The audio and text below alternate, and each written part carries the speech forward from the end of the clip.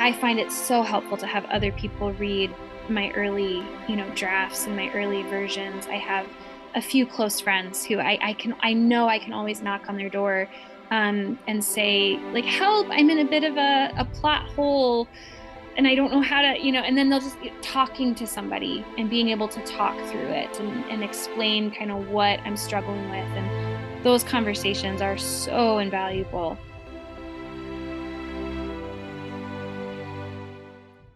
We'll talk about this and much more today. Welcome to a Writer's Day podcast.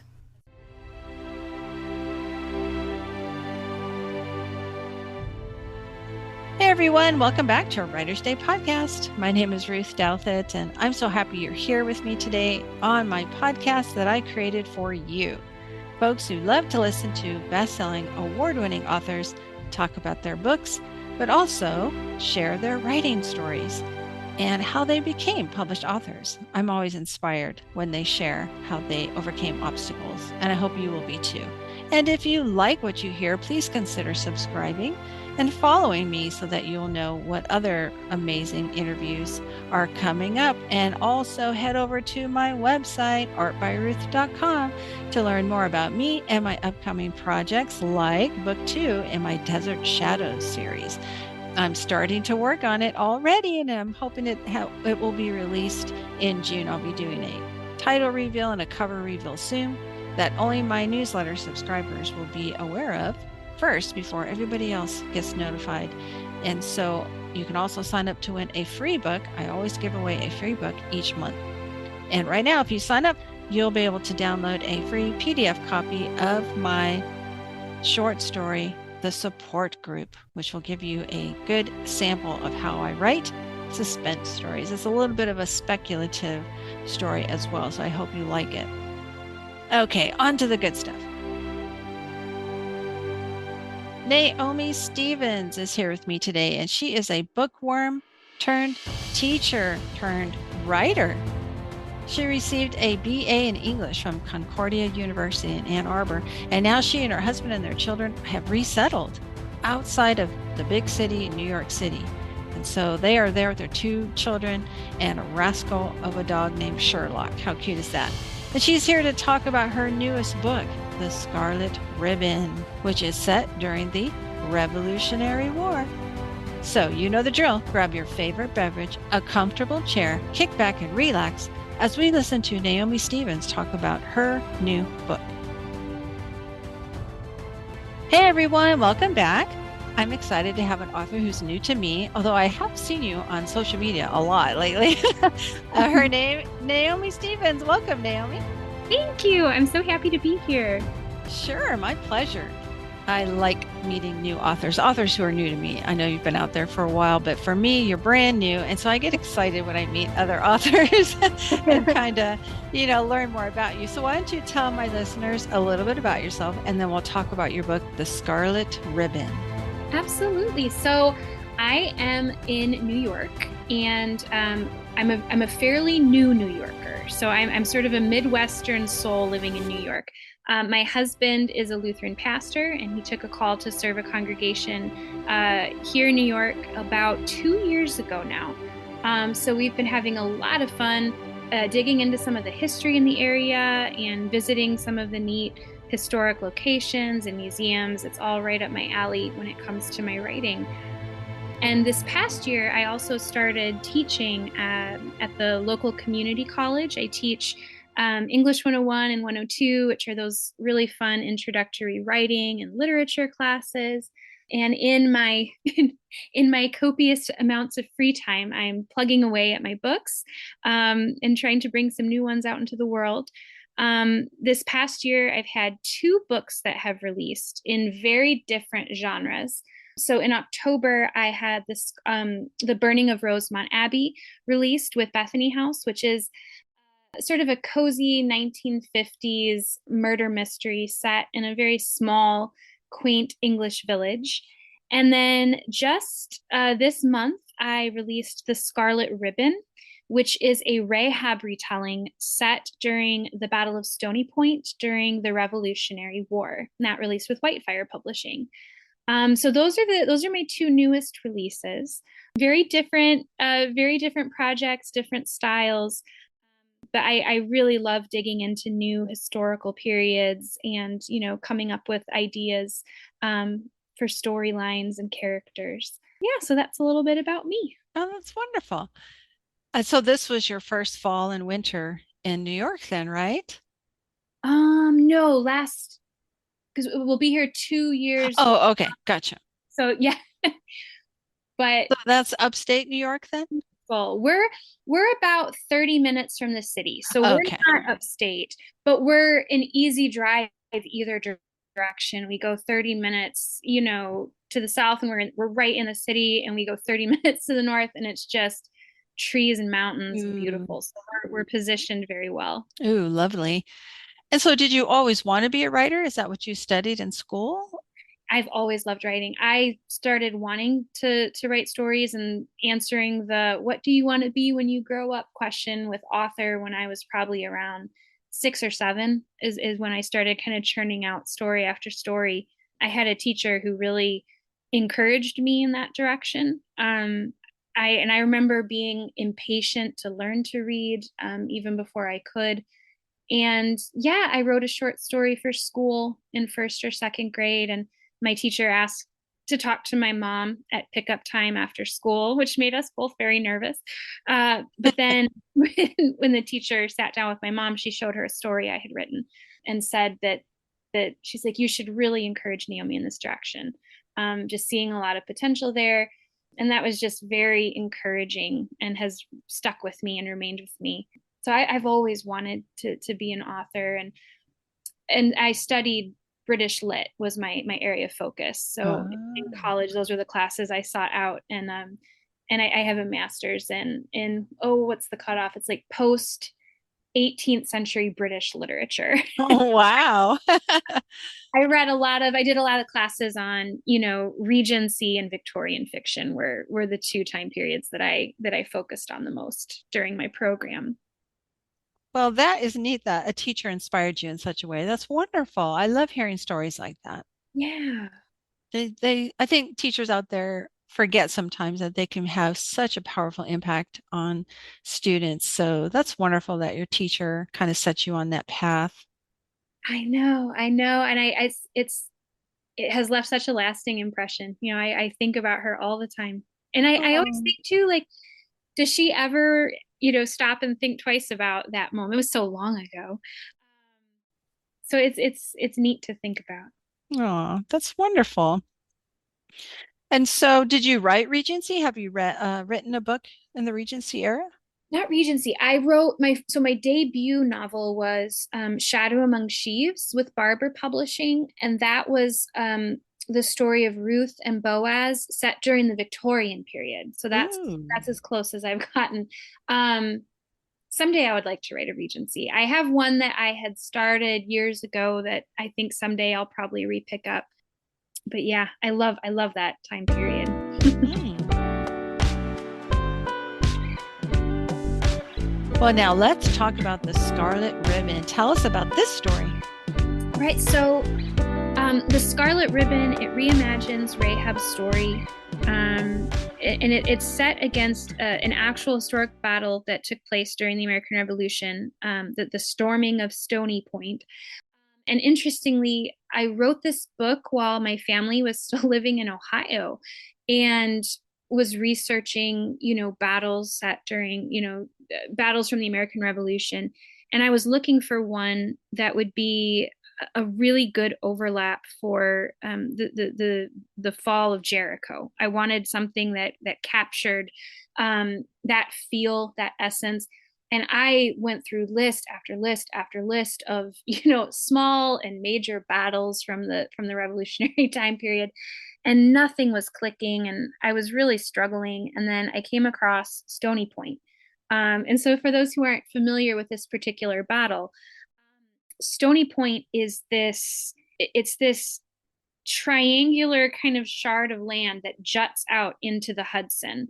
And it's elevated like 300 feet above the water, and surrounded on all three sides. It's sort of peninsular, and it was just considered so well fortified and, elevated as it was and surrounded on three sides by water like it was just considered, unassailable.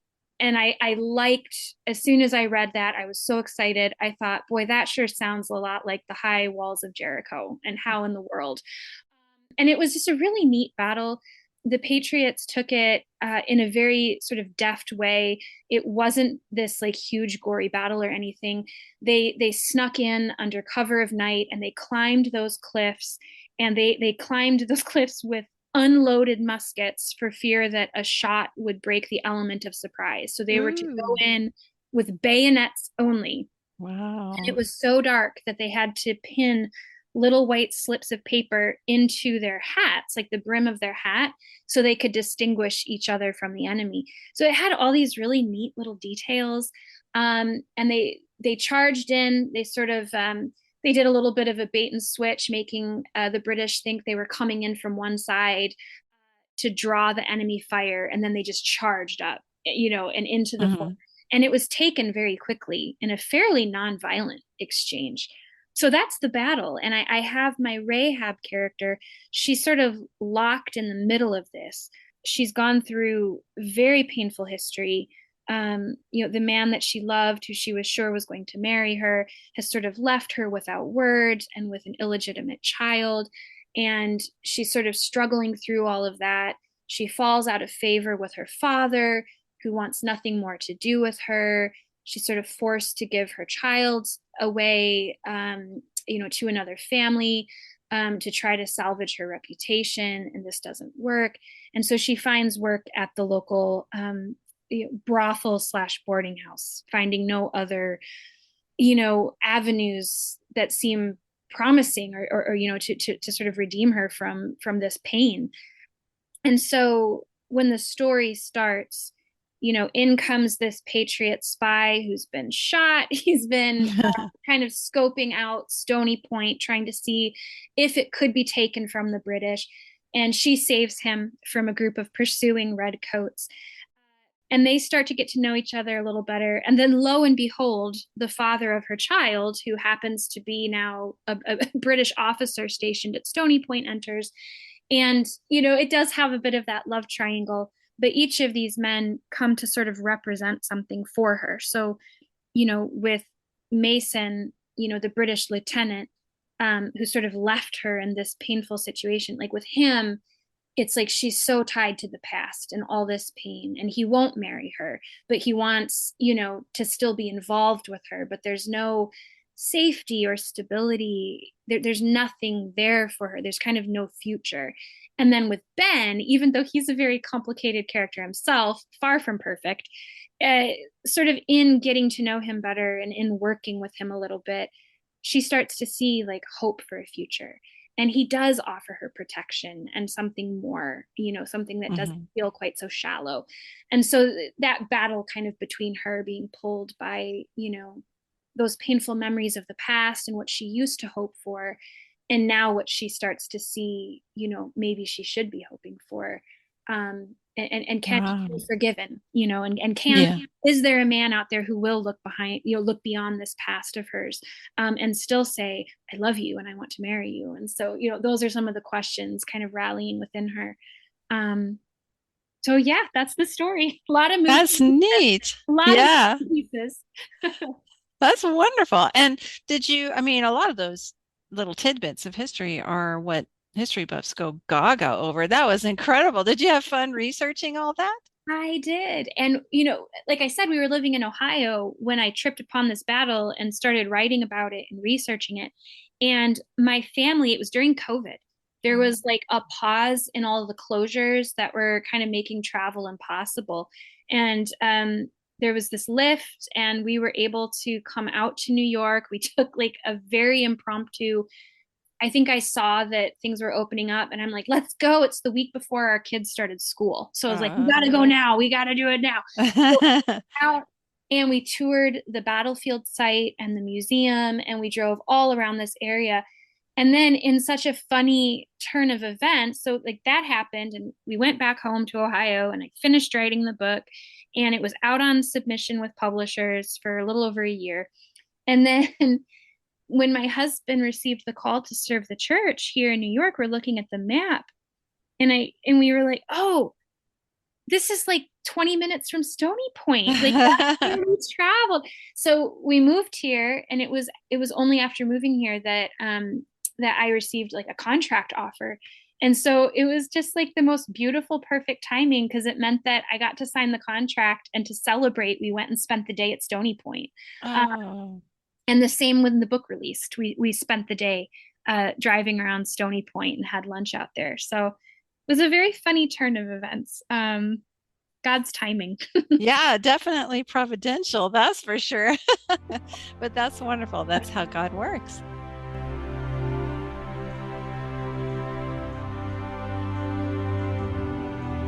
So it seems like you do Bible retellings. Is that something you've always wanted to try? And It wasn't necessarily anything I had, planned or looked forward to doing. It was more, boy, I don't remember. I knew that I wanted to write something set during like the Victorian period. I was reading a lot, of those kinds of storylines at the time. And I will be honest that I did kind of tiptoe a little bit into retellings because there's a lot that's already mapped out for you. And so you're still crafting your own story, and you're still kind of putting your own spin on these characters. And, it's never exact. And, but there's still these kind of signposts along the way that are laid out in the original storyline. And so there was a little bit of an aspect of that where it felt more manageable because it was a retelling. yeah, Uh, yeah. but then when I started with the mystery, I was nervous about it because I had never, at that point, I had only written two retellings, and that one I had to kind of start from scratch. Um, but by then I had written two books, and so I felt a little more like, okay, maybe I can do this. Like I can, build it from the ground up, so to speak. Well, so the Scarlet Ribbon is out in the world right now. So listeners, you can go pick up your copy. And what's coming next for Naomi Stephens? I am working on another 1950s murder mystery. Oh, okay. So, yeah, I have to have it finished by June. So I'm definitely in that deadline fast approaching zone. Yeah. Busily every day. I was working on it a bit this morning. But yeah, it's set. So Rosemont Abbey was more set in sort of the quiet village, everybody knows everybody's business kind of setting. This one is more of sort of the British manor house mystery, where Mm. there's an unlikely group of people in this manor house. And then, of course, the rain starts up and washes the roads away, and nobody can leave. A body on the property, and everybody has to try to figure out, like, surely the killer is here among us, but who? Yeah. So it's one of those. I love those though. They have the Agatha Christie kind of feel to them. I mean, we've gone to see plays that were like that, and those are fun. I love those, and I love that time period too. That's really great. Well, so can readers contact you through your newsletter and your website with your newsletter? Absolutely, yeah. NaomiStephens.com. And right on the homepage, it has the sign up link for my newsletter. If you scroll to the bottom of the homepage, and there's contact information, and there's a media kit with all kinds of fun goodies, and library, or not library, book club guide, and Hmm. um, oh, there's a few like discussion, guides and things like that for anybody who might be interested. Perfect. Well, so imagine you have a writer who's brand new to publishing standing in front of you. What kind of advice would you give him or her? They might be, frustrated. The rejections kind of sting a little bit. So what advice would you give a new writer? Just keep writing. And I know that's easier said than done. But just one word at a time whenever you can, and just keep at it. And also, I find it so helpful to have other people read my early, drafts and my early versions. I have a few close friends who I know I can always knock on their door, and say, like, help, I'm in a bit of a plot hole. and I don't know how to, and then they'll just talking to somebody and being able to talk through it and explain kind of what I'm struggling with. And those conversations are so invaluable as part of that process of getting through some of those ruts. But yeah, just keep writing. Oh, well said. And it's so true. I mean, writing can seem like a solitary effort, right? That we have to just sit behind the computer and do it ourselves, all by ourselves. But you're right. We do need that support. We need to have those people that we trust to give us the feedback that we need. We may not always want to hear it, but we need it, Right. right? To improve our writing. Absolutely. It stings sometimes, but we have to have those people around us that we can trust to give us the quality feedback that we need and let us know if this character isn't working or if that plot, idea isn't going to work, things like that. That's how we grow as Ab- authors. Absolutely. And I like too that you're trying different genres as well. I do that too. I often find that helps me grow even more. If I don't want to get into a rut and just write one genre, and then it becomes formulaic for me. So I try and break out and try new things. I really feel like that helps me to see writing in a new way, and I get excited about it again. Do you find that too? Yes. And researching a new time period for me too, it gives me a whole new pool of like historical details to work with. And it just kind of opens things up a bit. Yeah, I do. I get that for sure. So listeners, if you're having a hard time getting started on a project, or you might be in a rut, hit that, you might have hit that writer's block, try a new genre. Try picking up a genre to read that you've never tried before, and it might stimulate some, motivation that kind of went away because you might be in a rut. So just give it a shot. You just never know. It might help you get out of that writer's block. So, well, Naomi, thank you so much for joining me today to tell us a little bit about yourself and your new book, The Scarlet Ribbon, which is available right now. And I wish you nothing but the best of success, and I look forward to our next chat. Thank you so much for having me. This was so fun. That was so fun to talk with author Naomi Stephens about her new book, The Scarlet Ribbon. So be sure and get your copy today on Amazon. It sounds like a fascinating story set during the Revolutionary War. Wow.